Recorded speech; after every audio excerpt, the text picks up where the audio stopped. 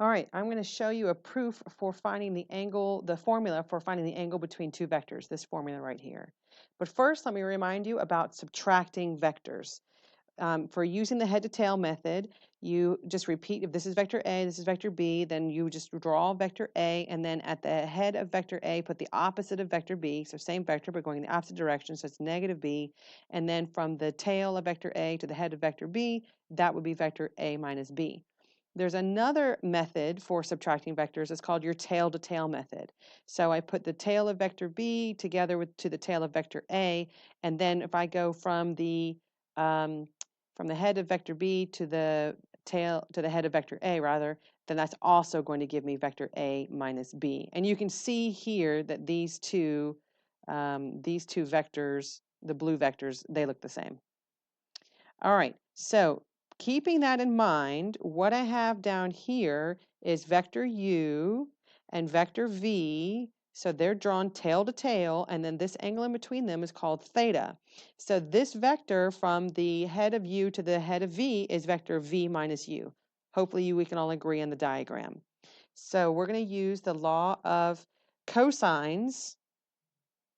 So here's the law of cosines. So the side C, since the angle I'm given, because it's a side angle side, the theta is here, so V minus U would be like our little c, where theta would be like your angle C. So it's going to end up looking like, okay, I need to get a pen here. It's going to end up looking like the magnitude of vector V minus U squared would be equal to, and then A, we can pick either U or V. I'm going to pick U.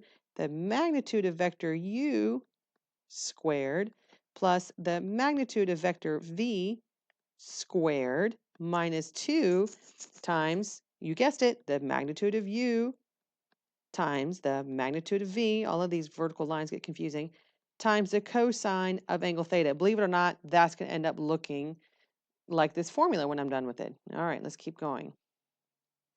So I'm going to expand all of these things. So the magnitude of vector V minus U, that would be like doing the, let me back up a bit. So there was a property that said that the magnitude of vector U would be like doing vector U dot vector U. Excuse me, the magnitude of vector U squared. So same thing over here. This is going to be vector V dot vector V minus, and that's all the same, 2 times the magnitude of vector U times the magnitude of vector V times the cosine of theta. Now over here, we're going to have V minus U dotted with V minus U. V minus U. So again, that property, let me change pens, that property was that if you had some vector A, let's say, let me erase that. So if you had some vector A and you were to dot it with itself, then you're going to get the magnitude of vector A squared. So that's the property I'm talking about.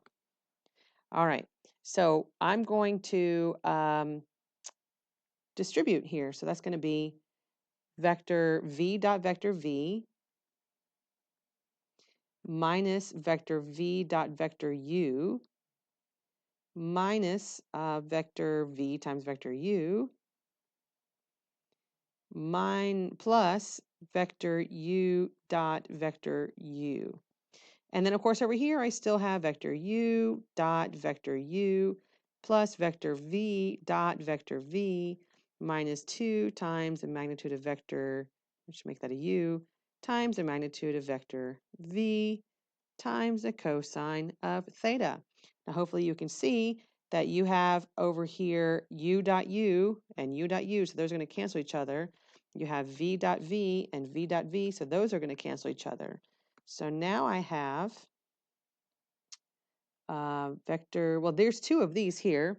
So let's call this negative 2 times vector V dot vector U equals negative 2 times the magnitude of vector U times the magnitude of vector V times the cosine of theta. Now I want to isolate the cosine of theta.